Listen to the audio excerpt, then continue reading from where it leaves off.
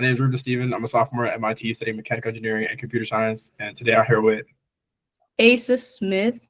I recently graduated from North Carolina A&T with my bachelor's in information technology, and I'm a software engineer. Yeah. And then I'm not gonna lie, like that was the reason why I'm like, oh yeah, they're recording is because I was about to ask you like pretty much I was interested in your story. And so like you mentioned a bit like how you were like tinkering with stuff and that's what like kind of got you into IT. But basically like questions of like what's it looking like now that you've like graduated, like what are you looking to do? And then how does the content stuff play into that?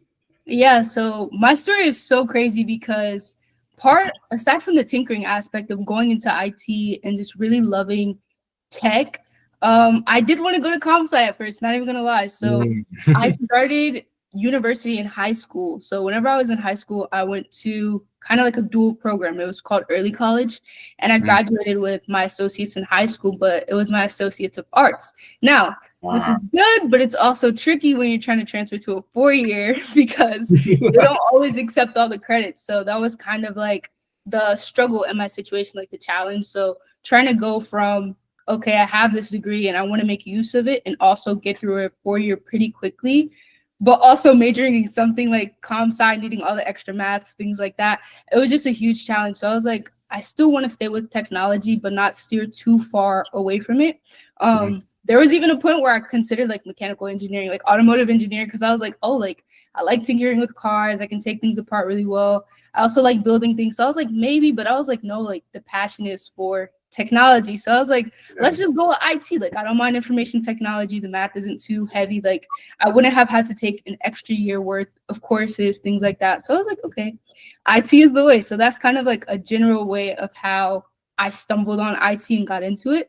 But then on top of that, with tinkering, so growing up, I would do things with phones. So whether it was resetting iPhones, taking them apart, taking apart computers, putting them back together, always building Legos, just playing around with different things kind of pushed me like, oh, like I can make money off of this one day. Like, this is fun. And my mom used to always be like, oh, you're going to be like an engineer or a scientist or something. Like, you do all of this crazy stuff. So I looked into it as I got older, and that's kind of what pushed me into going into it. Got you. I guess to that point, like a little bit more, I guess, like about your background, like where are you from ethnically? Yeah, so originally I'm from the Bronx, New York. My father is from Ghana, West Africa, and I'm based in NC right now. But as I get older, I move around a lot. So half New York, half Ghana, half West Africa. That's the How about you? I'm Haitian, and like because part of the reason I asked is because like the way you're like it felt awesome. Like because I'm not gonna lie, that sounded just like my mom. Like, you're gonna be president. I'm like, all right, bro. Please, oh my goodness. But yeah, Loki, I guess like how has that been like the moving around type stuff? Like how has that contributed and or like hindered your like career so far? Yeah, so I would say it's a huge perspective shift. So whenever I did move around growing up, I was in smaller places. So I started off in like the area called Charlotte, North Carolina. Some people know it, some people don't. But I started off there whenever I was younger, and then we shifted kind of to smaller, less busier cities that aren't, tech capitals, your San Francisco's, your New York cities. So I was at a slight disadvantage when it came to tech, but I saw it as an opportunity of not being complacent and seeing it as like, when I graduate from high school, I have to move. Like, I have to have a change of pace so I can actually find those opportunities. Because if you're in the middle of nowhere trying to like be a tech startup or find something to where you can be, in a really awesome corporate opportunity, you won't be able to find it like that. So just moving around and seeing like, okay, I need to be in the right location and position myself in a space where I can actually win a little bit and then be able to go from there. So that kind of, helped and shaped my outlook on like moving as a whole. Real. I guess like you mentioned that mindset and like having like, okay, I know when I leave high school, I gotta go. Like, when did that do for you? Like, when did like that like set in, or was it always there? Yeah, so I would say that I think I've always had a growth mindset because of how I grew up. My background is not your typical background. I didn't grow up wealthy. I didn't grow up super rich, any of that. So going through life with that pair of eyes, like having a bunch of siblings. So I have 5 other siblings. Being able to like add. Which birth order you is? Number 3. 3? Okay. Yeah, you too? I got 5 siblings. I'm the youngest of 6.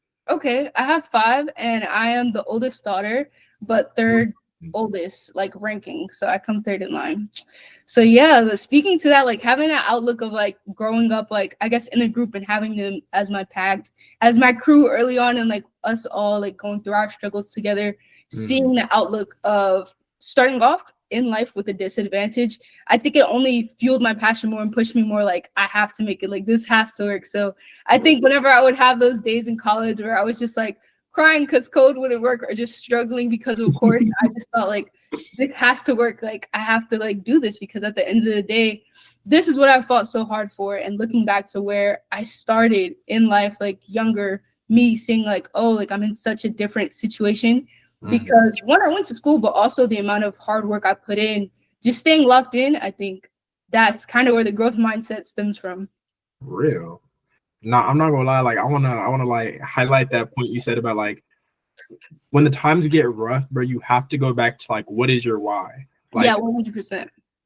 I 100% agree. I think if it weren't for me, there's so many times where it's like, dang, am I on the right course? Like, am I really doing, like, positioning myself in the right place that I should be and aligning everything?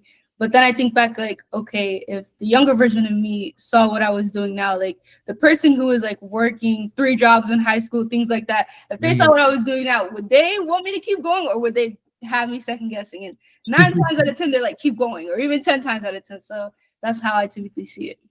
bro, what? Nah, something that just reminded me of is like I keep a journal. Like I've kept, sheesh. Like when I think back, it's been like since sophomore year of like writing in my them iPhone notes go crazy, bro. They go crazy and they go back far. So like it's been really interesting to like. It wasn't recent, but like there's a note I have from like when I first got to college. I also have notes from like when I was in high school. I wasn't as like I guess consistent with it. Like it became low key like I'm clutching onto this since I'm in college because like it be getting crazy. But like basically, I like one of the like notes I wrote to myself from when I was a kid was like, I guess whatever, like high school dude was this like I don't know what the path is looking like in front of us. This is like I talk a video. I talk like I characterize my life in a video game sense a lot. For sure. I'm like, nigga, you better hit a new map. We don't know what the hell's over here. There's a bunch of unlocked characters. I don't know what you're gonna do. But ain't no quitting. And I'm like, for sure. I can relate to that. So I've always been the type like growing up to like kind of like write my thoughts down. That's just been my type of escape growing up, going through life. And I feel like now I've been a lot more consistent with it. But whenever I first started my tech career and got my first tech job working at NASDAQ, that was my first one. It was an awesome opportunity. I wrote a note to myself. I was like, look, I don't know what this is. It was imposter syndrome. I was like, I don't know what this feeling is. You might feel like you can't do it. You might feel like you don't belong here, but you worked so hard for this. Keep going, like future you will thank you. And I think this was in 2021, if I'm not mistaken. And I still have that journal entry. And I look back on it and I'm like, dang, like if only you could see where we are now, for real. You're right, though. I'm dead. That's so beautiful. I'm not gonna lie, bro. So yeah. But I guess like Loki, like to that point, there's a couple different places I wanted to go. Like one of them was like, do you keep a journal consistently? So here's my thing. My consistent is maybe like, okay, an entry a week minimum. But there have been times where I've like gone straight where it's like, all right, all through this week and then fall off, and then all through next week and then fall off. But I try to like in my notes, like speaking to notes, I try to make notes to myself, like check how I'm feeling, take a note. Like right now I'm doing this challenge where I'm seeing like, I don't know if you've heard of the book Ultra Learning, like this is sidebarring, but it's this book that I'm gonna talk about it on my channel. But the challenge that I'm doing is I'm gonna spend 3 months locked in on a subject. I think I chose Python, and I created this roadmap for myself. And it's like, oh, will I be this expert dev after 3 months locking in doing this? And part of it is making myself keep a journal, track that feedback, things like that. So that just goes to like me and being consistent with journaling. But going into this year, I've been like doing reviews of each week on myself. So I guess you could say like it's a journal. It's more or less like a tracker to track like, okay, how did I do this week? Like, what am I keeping up with? So there's different ways of me journaling. Maybe not writing all of my thoughts down every day, but different styles of it for sure. Real. Because I guess like one of the main things I'm interested in is like if someone was trying to be another Asa, like how did like yeah, like a part of the story, like damn, like how you really did that? How'd you do it? So it's so crazy. I think there are so many different moving pieces that go into it, but I think having a growth mindset, always believing myself, and putting myself in those situations where it's like, okay, like it might not seem possible, but I can make it work. Like I had no business working at NASDAQ whenever I first got into the industry. I didn't have any tech experience. I think I had lied on my resume saying like, oh, like tweaking this, like, yeah, at this role, this was technical, but it really wasn't. Like I was counting, and I figured out a way to automate me counting in a sense. And I was like, oh, like, you know, adding that buff to what would make me stand out. But I think understanding how to connect with people, I think has also helped me get to positions where I want to get into. So aside from, you know, beefing up, you know, flair to my resume, things like that, understanding how to network. What'd you say? I said that's part marketing. Yes, exactly. So aside from that, I think understanding how to connect with people. I noticed that in our industry, like technology for sure, most people don't have like the greatest communication skills or networking skills. And I think with me, I can kind of leverage that. So whenever it came to NASDAQ and LinkedIn wasn't as popular as it is now, I made sure to connect with everybody who was on the email, connect with everybody I could at the company, send them a DM and say, hey, like this is a little bit about me. And then take all of the notes that I got from their profiles and from our brief conversations, take it into the interview and be like, oh, so I see that in the past, like you had a startup in college, like how can you speak to that? And they were fascinated, like, oh, like, how did you know that it was a conversation starter? So I think that's one of the ways, like leveraging tools that's out there to, I guess, know people better, leveraging networking to kind of, you know, get to the place that you want to be. But aside from networking, you know, that being your net worth, how people say, you know, aside from that aspect, I honestly think just figuring out what it is that you want to do and just going all in. Like there have been so many times where I've like shifted gears and like, you know, thought about different routes, but I think at the end of the day, I always come back to like, okay, being a great developer and being like adaptable when need be. So yeah, that's a little bit, I guess, that I could speak to it. I guess the thing that has stuck with me and like my mind's low key stuck there a little bit is on like that networking piece, and you had like like it sounds like it's baked into like your methods anyway, but like that doing the preparation and research makes a world of a difference, bro. Sure, yes.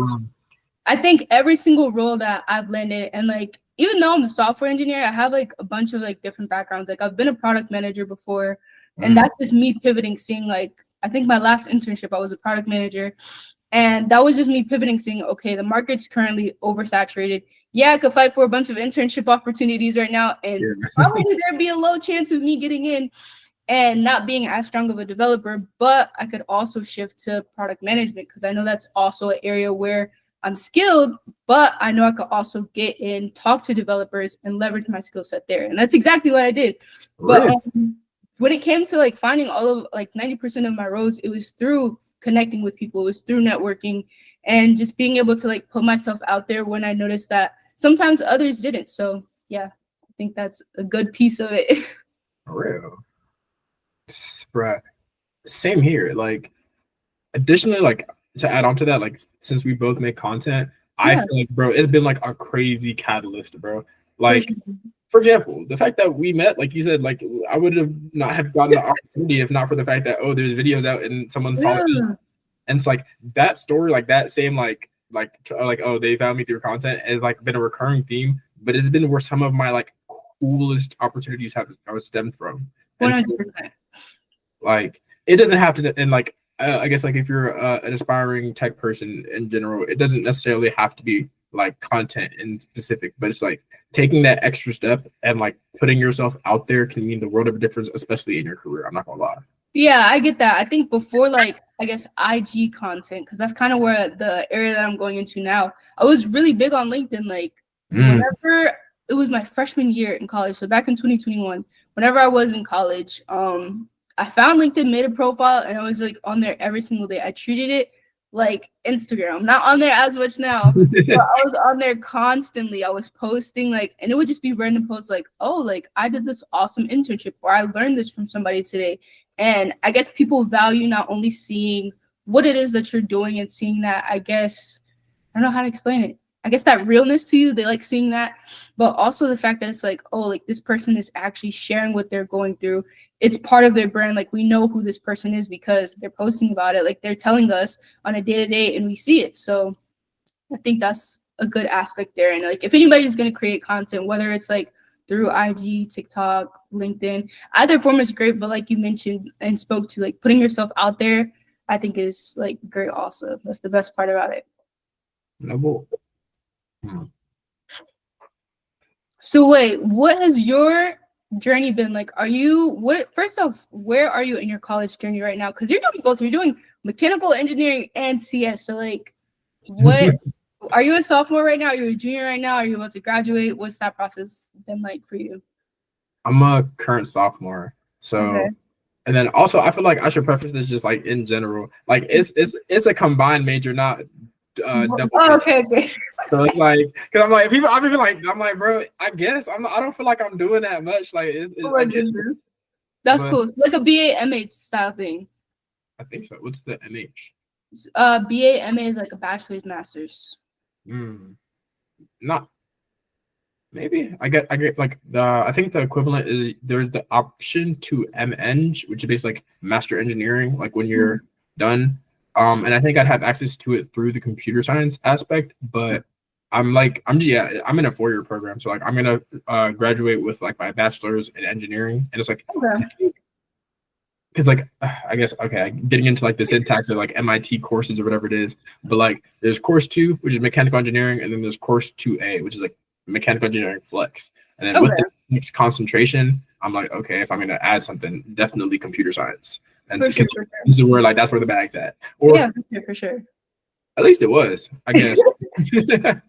So wait, whenever you graduate, do you still want to go like what role are you interested in? It's like you have 2 diverse but also synonymous backgrounds. What do you want to go into when you graduate? If you know right now, no pressure.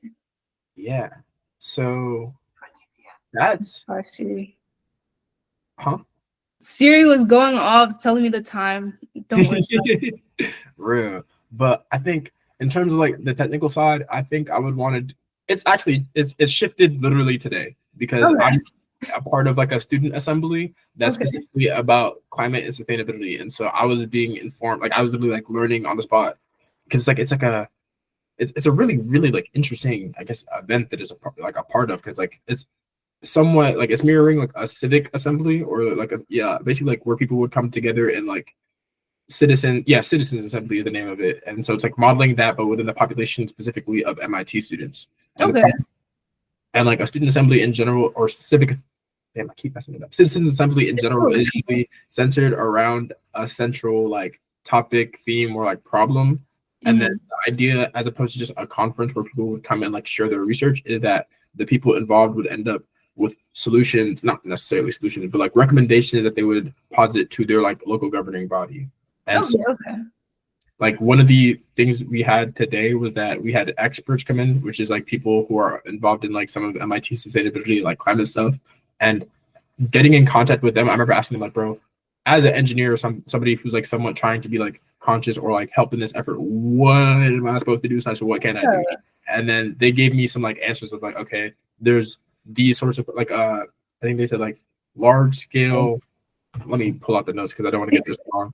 But like large scale energy efficiency projects, like renewable, basically is like the primary like I guess shift in my thinking is that you can you can help the problem by like putting a bunch of like solar panels, but it might be a bit more effective to think on a larger scale, like as opposed to just within the sphere of MIT and their campus, like putting more solar panels up. It's like, how about MIT as an institution go partner with other, like they have like something called like Climate Sustainability Consortium, which is a whole bunch of other organizations pooling their money together to invest into renewable energy sources, as well as like, one of them specifically is like a large scale solar farm in North Carolina that they're investing in, and then it's like that's to offset it.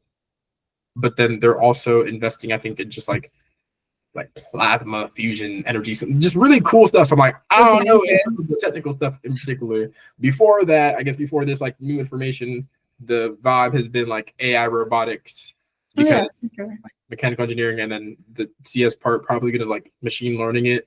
so that like basically, yeah, I'm here for like mechatronics. So like okay, that's pretty cool. I think for like myself, like pivoting there as well, even though I'm a software engineer, I know a lot of change is happening with AI. So after I do my like challenge, see how well that goes, like this experiment of mine, I really want to push more into like AI machine learning and try and leverage my skills and maybe go into like ML engineer or like data engineer. Those two have like been piquing my interest because I still leverage like most of the same like tools that I use as a software engineer, but knowing that change is coming and like there's a possibility, it's nothing wrong with being safe and looking into it. So yeah.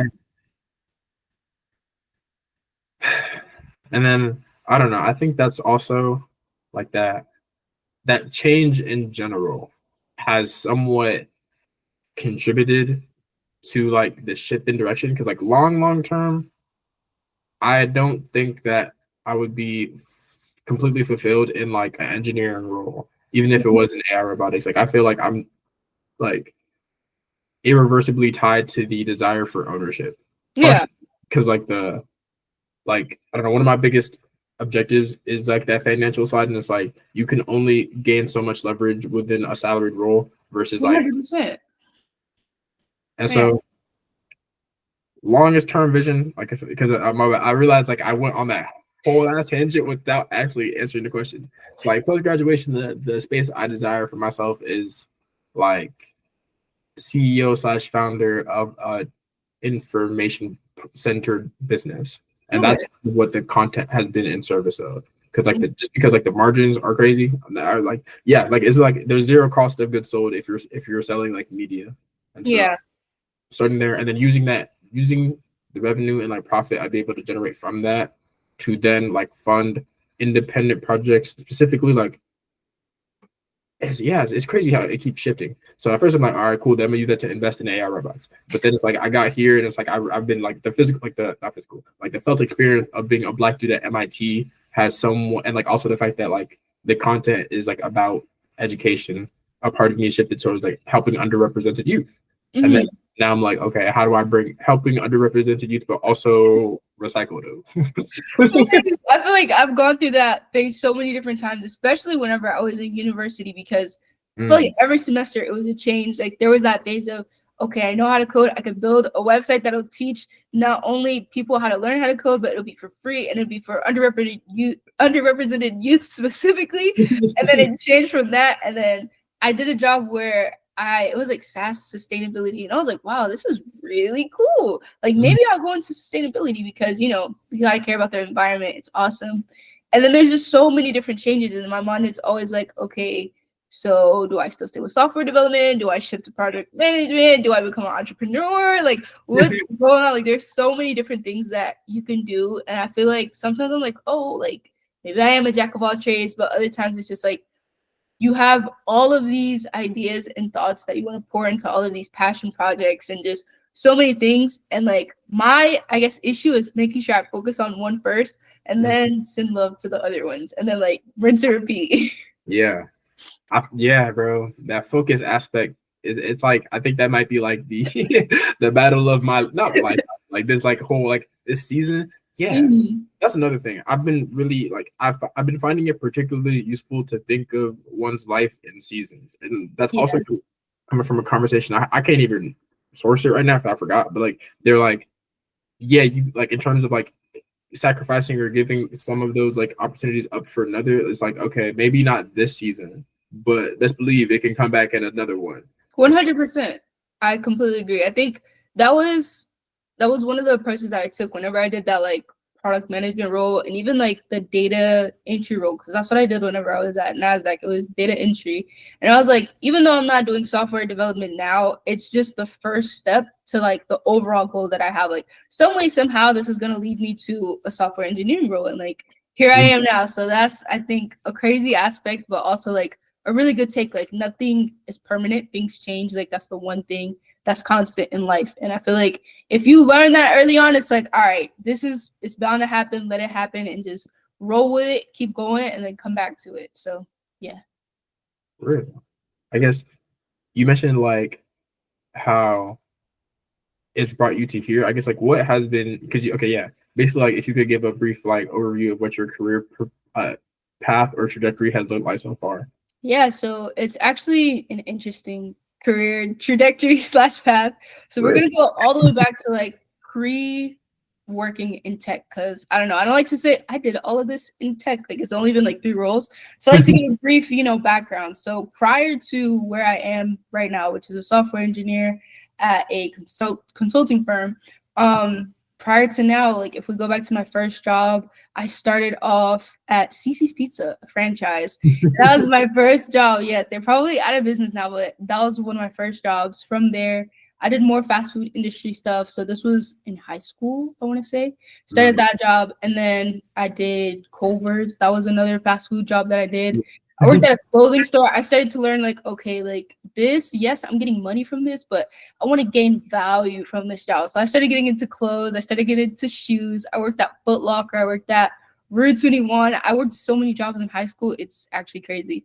So just so many different retail jobs. And then as I guess I progressed through high school, like sophomore, junior year, I guess I got more serious jobs. So these are more like labor induced jobs, like I guess pushing carts, so like Food Lion, Walmart. I think the job that really made it click and made me truly get on my grind, there was a warehouse job that I worked for like cat food and dog food, and then I worked at Home Depot. It was fun at first because I was like, oh, like it's garden center, things like that. But then I was like moving pallets of bricks constantly, and I was like, things need to change. I can't do this forever. Like the goal is tech, and I'm here for school. Like I need to pay for like where I'm living and for school, but I can't do this. It's too much. So it was too much for me. And that's when everything clicked. And I really like locked in even more. Like even though I was working and I had that work ethic, I was like, I need to get like into tech. So after that, I was like, yeah, I left that job and just pivoted into tech. Like that's when I was like mass applying to any tech opportunity I could find, starting with data, because I feel like that's a really not necessarily easy way to get into tech, like at the time it was, but it was just like it's a starting point. Like especially as a developer who had no experience, that was the route that I wanted to go. So while I was in school learning to become a developer, that was my approach. So going from NASDAQ, and then after NASDAQ, I took on a cohort style internship, I want to say. It was with Tech Forward. They're an amazing community. Found that opportunity through networking as well. Ew. Yes, I found that through networking. We can talk about that if you want, but I have 2 more roles. So yeah. We'll come back to that one. So found that one through networking. After that, what else? What did I do after that? Then there was the product management role. And then finally, we are where we are now, which is the consulting firm as a developer. So I think 4 tech jobs are on my resume, which is pretty good. And that's saying a lot for someone who like, I found out about the whole like, oh, there's developer internships. I found that out, I think, my junior year, that I should get on my Zoom with that. I was missing emails from different companies, and I was just everywhere. So the reason why I landed the Tech Forward one, because I know you're probably going to ask that, that was through LinkedIn, but ask your question and then I'll speak to it. So I make sure I cover everything in your question.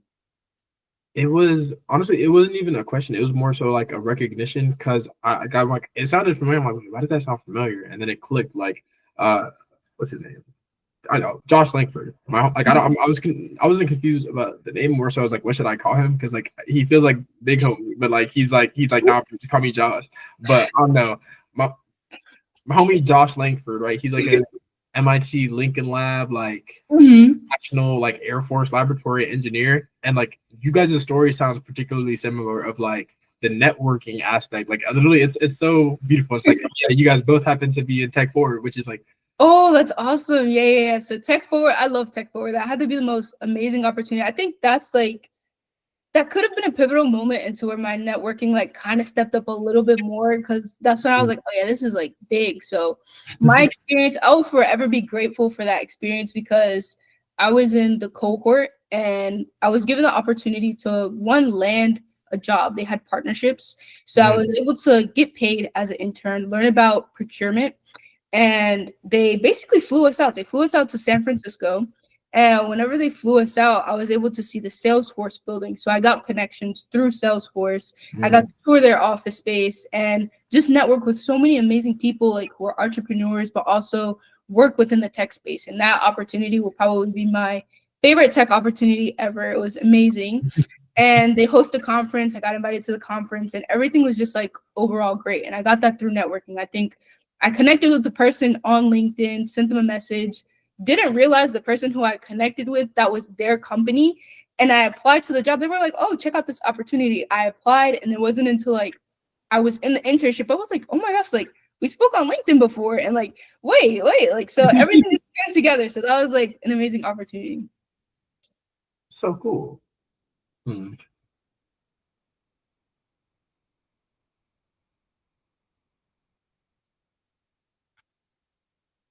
Yeah. So I guess like if you were to, I said it's cool. Take your time. Think about these questions, whatever questions you have. Yeah. Basically, I was just gonna ask, like, if you were talking to somebody who's like, okay, I'm heading into college, like I just got my acceptance letter or whatever. I'm looking to go into tech as well. What should I like? Because you mentioned like, oh, I didn't know to be on my P's and Q's about like the internship bag until June. So I guess like, okay, I'm about to go in. What should I be looking out for? Yeah, so that's a great question. So I mentioned my things earlier. I have a younger sister who's actually about to graduate from high school and basically go through college. And she asks me this like all the time. She's like, I want to be in tech. I want to do what you do. And I'm like, yeah, it's not that easy. You can't just say that. And, I can't tell you, okay, be a software engineer, do this, because not everyone is meant to go do CS and be a software engineer. And yes, there's a money aspect of it and you can grind out, but there are also so many opportunities in tech to where it's like, okay, you can be doing something else that you kind of enjoy and still get your bag. So I think my advice to them would be take some time, figure out what your interests are, see if any of those interests align with like technical opportunities. So for her, she said, oh, like I don't mind math, but I would prefer not to do it. She also mentioned how like she's cool with being organized, and I'm like, okay, like she's good with scheduling. And then she was like, she doesn't mind talking to people, but she also doesn't want to talk to people. I was like, okay, whatever. But I was like, not giving me too much, but all right. So my first thought whenever she mentioned like the organization and like staying on top of a schedule, things like that, I thought about product management because I had experience with that. And I was like, a key thing is maintaining, being organized and just like having that structure and things like that. And I know that she's disciplined because she plays sports. So I was like, yeah, that's one route you can go.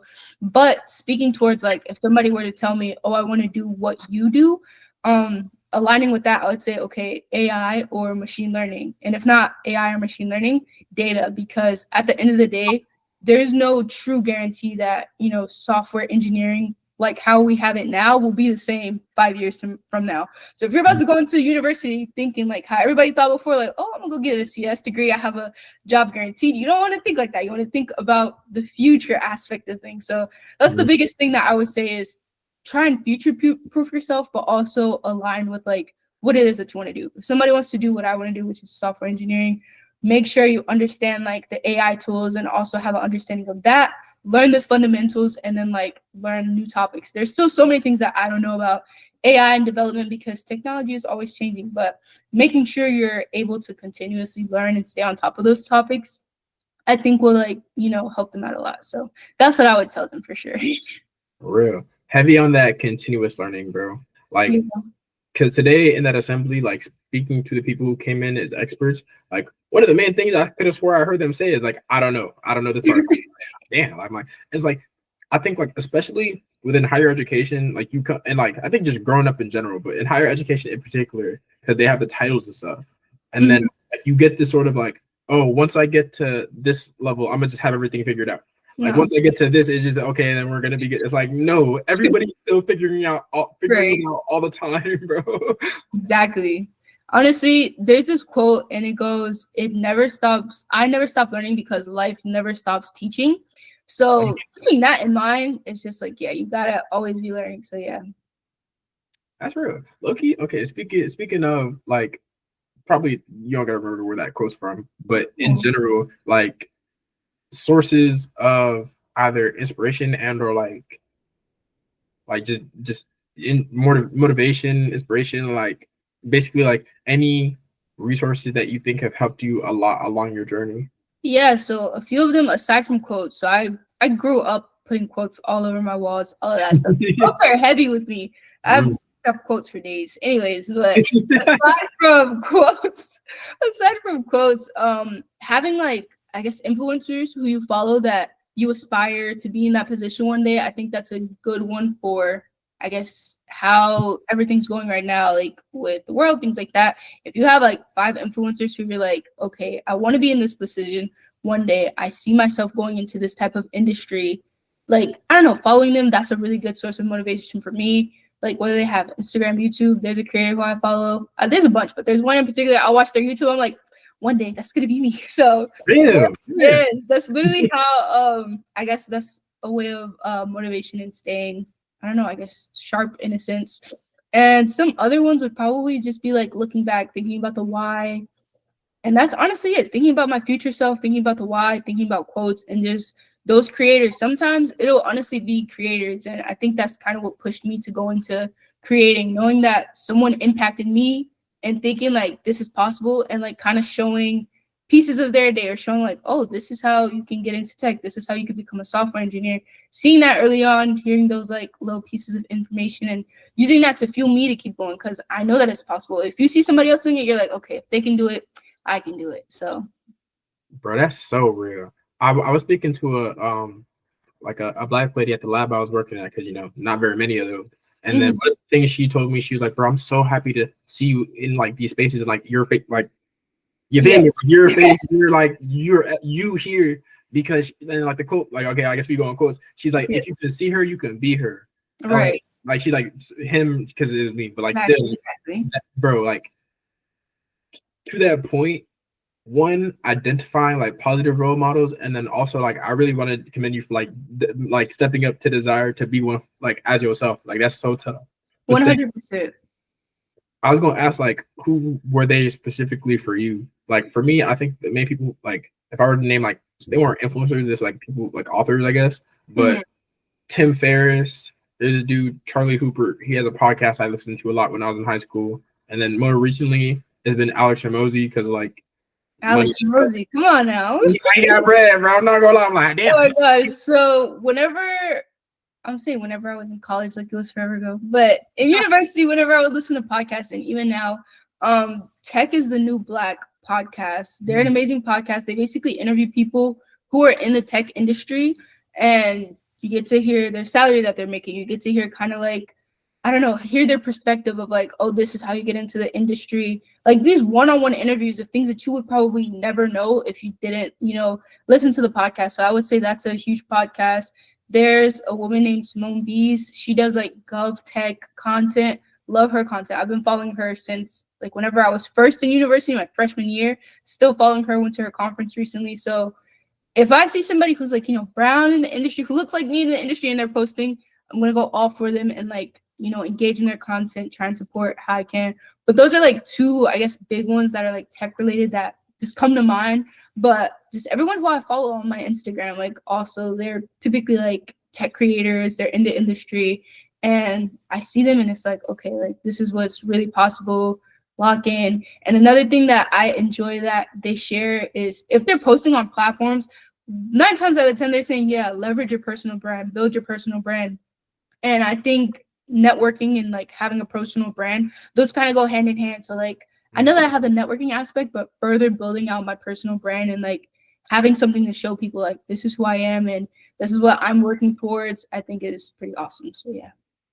Real. I think like the content stuff, when done best, is really just like that networking just at scale. For sure. Chef's kiss. 100%. I'm trying to think.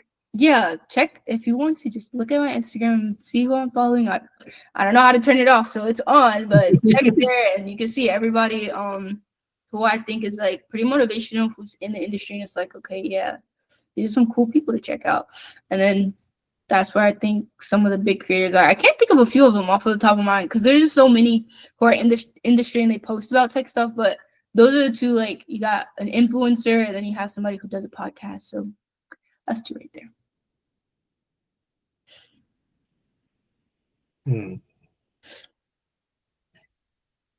What would you say pushed you to create content? I know we've like talked about it a little bit here and there. Would you say it's that networking aspect, the branding aspect? I'd love to hear like that take from you. Like, did you always want to do content, or was it, oh, like I'm doing this. Maybe let me shoot some videos. I guess like quick answer, probably a little bit more on that second one. Okay. But I guess like, yeah, general story. Like, how did this start? The seeds for making content started for me probably sophomore year of high school, but that's because I was. Yeah. Okay. Let's start from the store. Let's start from the top. Right. Okay. So sophomore year of high school, that was COVID for me, or that was like the year when we're fully offline. Like that March 13th, 2020. For me, that was freshman year of high school. I'm gonna remember that day forever. But freshman year of high school, and so sophomore year fully online, and like first semester because it was like quarters or whatever. But like first half of the year, like I started fumbling. I'm not gonna lie. Like my grades started slipping. I was also taking like my sweatiest course load at the guys because I was like it was like 6 APs, and I'm like, brother, doing all this like I'm not, bro. And it's like, mind you, like I'm in my like low income like 7-person household, not 7. I think it might have been like 5 or 6, but like deep household, and this is not very conducive to learning if I'm keeping it a being with you. And so I was slacking, and then there was. Okay, I started slacking, and then I also got like 16-year-old heartbreak, sad about stuff. And so I'm like, all right, I'm locking in from this day forward. I know I'm going to MIT. I'm getting on my goals. I'm waking up early. I'm taking cold showers, et cetera, et cetera. And a part of that transformation was that desire to like lock in with the entrepreneurship, right? Like that's where it really started. I read the 4-Hour Workweek by Tim Ferriss. Okay. Oh, I can control my life. And I'm like, the school stuff, like I can do it, but I don't like it that way. Like, but I can own something, and like the numbers he was talking about, like, damn, just like that, like I could really just, I don't even need a job. Yeah. So, in particular, like the 4-Hour Workweek is like, okay, these are different particular like business models. Like you could try drop shipping, you could try this, and like these are the different drawbacks and like benefits that it comes with. And the one that stood out for me because I'm like, I can't buy no inventory is information products. Because he's like, oh yeah, you could these like the infinite scale type, not like the no cost of goods sold. Like you create the product one time, and then unless you're like, because like the internet too. Because I think he wrote it back when there was like, oh, you would sell out your course on CDs or something like that. Right. And so there's still that physical cost. But now since like I have the internet, which is where like the content stuff comes in, is like you could literally just put it out for free. Like you don't have to, and it's like that can bring you in money. You don't have to pay to put an ad in the paper. You don't have to do this, that, and third. So yeah, for sure. You gotta pick up that phone. Exactly. I think that's pretty cool. Like the day and the time and era that we're in, that you can leverage content in that aspect. So yeah, that's pretty cool. Yeah. I think the book. My bad. I was gonna say, I think the book that did it for me, because you spoke to that book. I remember whenever I was working at Home Depot, and this was before like my first tech job and everything, I literally listened to the audiobook of Rich Dad Poor Dad, and I was like, oh wow, yeah, we're not doing this. We're gonna change the things. So yeah, that was the whole thing for sure. Real, bro. And I feel like what's like the meta lesson to be taken from both of our stories is that it really just takes the exposure to that information of like, I'd never 100%. Realized I could do it this way. 100%. I think that's the biggest thing to consider, because not we all, but we'll start from different backgrounds. It's not your typical background. It's not, oh, like I was born into this lifestyle that it's great, it's stable, things like that. But some people, when you are put into that situation, you're born into the lifestyle, you're conditioned to think this is all there is, and this is the only option, this is the only plan. So you're, in a sense, like kind of like the Plato effect, like you're stagnant and you're like, okay, like I have to be here, I have to be in this situation. When in actuality, if you shift your mindset, like this can change, this doesn't have to be permanent. This is what I was exposed to originally, but I haven't been exposed to the other side. Like there's two sides to everything, and there's so much more. Like once you gain that exposure and you see what's possible, then I think that's when things begin to feel infinite. And it's like, yeah, like I've seen what's possible. So now it's like you feel like you can do anything almost. So I think that's considered too. No bull, like I don't know, like this is like slight tangent, but I just got hit with the wave of, you know, that 3 a.m. motivation. Yes. Where it's like you wake up, I just gotta, we're going like I'm about to improve everything about my life. Like, bro, I'm gonna just start doing push-ups. Like, like, like, bro. That's cool. So what pushed you to go into like tutoring? I know that you do tutoring, you do your content, you're in school. So like what pushed you to go into that, like teaching others? Was it because of your own experience? Like what made you go that route? It was a mix of a bunch of different factors, and I'm not gonna lie. When like initially, like since I started from my business book, and so I was thinking of it from, like one, what is something like basically like I did an index of myself of like what can I reasonably be a credible source on, like what do I have to offer? Yeah. Like it's like because like especially with content, like the first question becomes like, okay, why should I listen to you? It's like exactly 100%.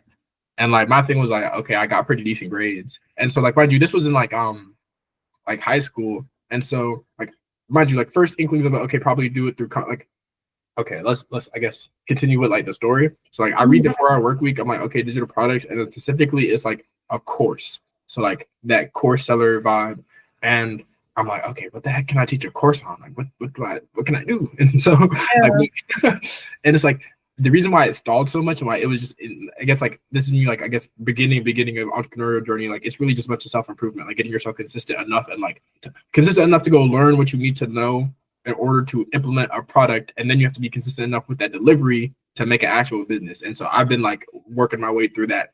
And you're like, good. You're doing great. I think you're good with the execution aspect of it for sure. So I commend you there 100%. Thank you.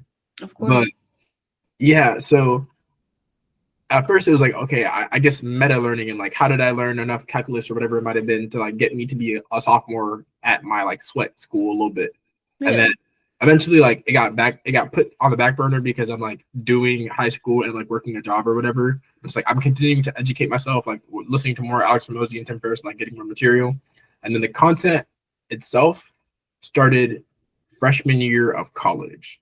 And so it was motivated by that same desire of like, okay, bro, I got to start some sort of business, bro. And so the tutoring is like, okay, in the meantime, like in the interim between that sophomore version of me, and then by the time I got to like, okay, I'm gonna start making content, I had taken the SAT, gotten my 1520, gotten into MIT. So it's like now there's things like on my resume to add to that credibility.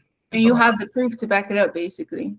Yeah, and so I'm like, okay, cool. This is the niche I'm going to like embed myself in because of the fact that I know it. Like it's a more sure bet because of like I know I have the like prerequisite like undeniable proof there. That's cool. Okay. That's nice. Okay, and this is the last question that I have, and this is just like question directed towards you. When it comes to your favorite like Black creators that you see, because you probably get a bunch of creatives on your feed, or even POC, they don't have to be Black, but specifically, who are some of your favorites right now that you've seen so far that you're like, wow, like I really love their content? MK, like Marquise Brownlee, but that's just from like being a kid. That's Marcus, yeah. Like that's been around forever. So like yes. And like he feels more like a YouTuber, but in terms of I guess like the influencer slash like Instagram and TikTok space, definitely creator Colin. I got put onto him recently, and I'm just like you know when you see their stuff, I gotta check it out. Who else? Why am I blanking? Oh, that's how I was when you asked me. Carter PC. Am I tripping? Carter PC, yes, he's good. I think I've been seeing his stuff for a while. He's pretty cool. Yes, Carter PC is really good. I'm gonna keep about to pull up my following list because bro, no way. That's why you asked me that. You're like, so that was a good question. Like, who are some people that motivate you? And I was like, that's a good question. That's real good. Because I think, at least for me, I try not to consume content because I get cooked by that algorithm bad. I'm not gonna lie.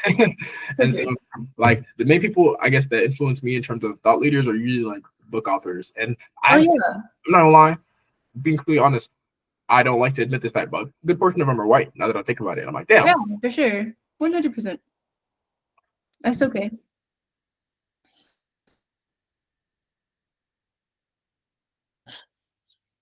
He's not I'm looking at another dude. He's not like an influencer, but he's like an industry connect. I met his name is Kelsey Hightower, and he's just like a really cool dude. I mess with him heavy. That's and like specifically, I guess like something from his story that like I feel fits with like the overall theme of what we've been talking about is he started off as like a IT guy, like just like literally like, oh, I come through and change servers. And then he's now a retired level 9 senior engineer at Google because now like and he retired at like 43. That's awesome. I feel like I guess the last thing that I'll sprinkle in there is if you're able to go and work like a 9 to 5, because there's nothing wrong with the 9 to 5 at the end of the day. Yeah. But like do something like that, like scale yourself so high that you can retire to like as early as 40. At least from my perspective, I think that's pretty cool. So that's awesome. Yeah. So I guess yeah. My bad, because I'm like, damn, I'm putting you on the spot again. I didn't mean to do that. You said like you do got quotes like in the bag. So I was gonna ask like if you had like parting words or like a lasting quote you'd like to leave the audience with. I honestly don't know. So many. Let's think. So one that I used to have all over my page was just 1% better every day. Tiny changes, remarkable results. I think everyone knows that one now.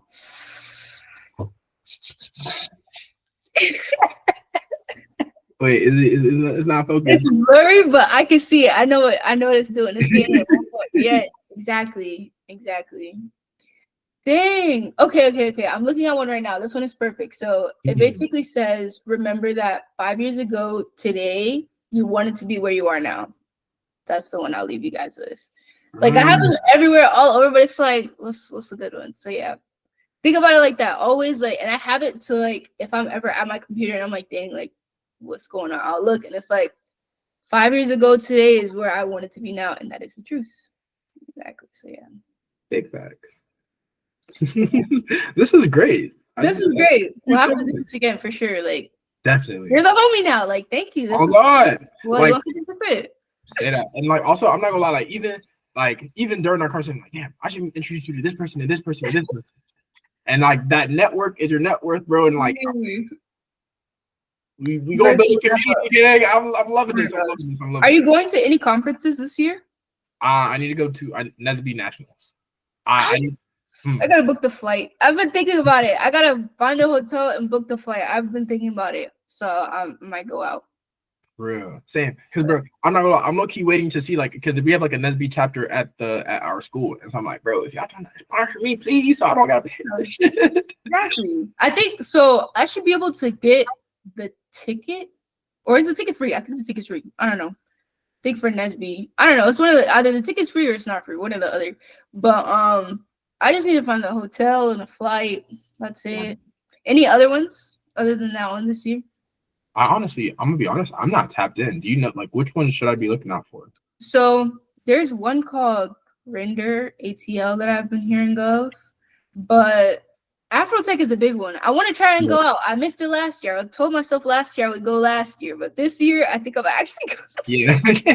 I was like, dang, everyone was there last year, so I was like, now I have to go.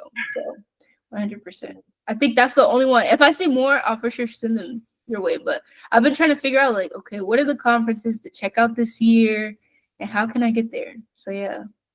Brilliant. Well, that's awesome. I'm gonna let you get to it. I'll probably shoot you a message on the gram. You can keep me updated on however this video comes together and things like that. But this was so cool. I hope we can stay in touch. Like this was like really cool. Yeah, I'm gonna be honest, like you said, you don't homie now. This stuff. If you have questions, if you're ever like, oh, like if you have somebody who's like, dang, like they want to know about software engineering. I think I'm gonna post more like software engineering, productivity tips, getting into like I do government technology a little bit. So getting into that industry, like, oh, if you want a secure job to where it's like you're not competing for fame, but you still have like job opportunities, GovTech, check that out. So I've been thinking about that. I don't know how I'm gonna steer the page, but I know I want to grow it and share something. So yeah, that's all right, bet. We gonna definitely be in touch. This is great. All right. You have a good night. Bye. Good night.